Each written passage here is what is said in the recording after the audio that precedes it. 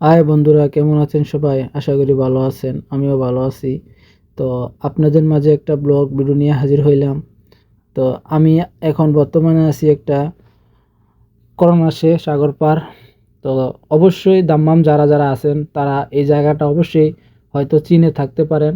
তো কারা কারা এবার ঈদে এই জায়গায় ঘুরতে গেছেন আমার কমেন্ট বক্সে কমেন্ট করে জানাবেন যে এবার ঈদে কে কে এই জায়গায় ঘুরতে গেছেন। তা আমি সময়ের অভাবে আপনার এই ভিডিওটা আপলোড করতে পারিনি। আসলে এই সাগর পার বসে থেকে বড়শি দিয়ে মাছ ধরার ফিলিংসটা অনেক অনেক অসাধারণ।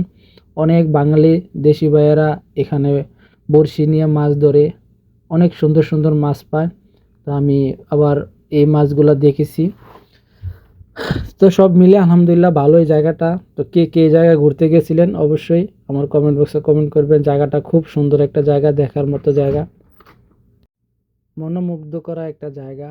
তো এই জায়গায় অনেক মানুষই ঘুরতে আসে, আবার কেউ মাছ ধরার জন্য আসে। আসলে মাছ মারাটা কারো কারো একটা শোকনীয়, তারা অনেকে শখে আসে মাছ ধরতে। সাগর পার মাছ ধরাটা অনেক একটা ফিল।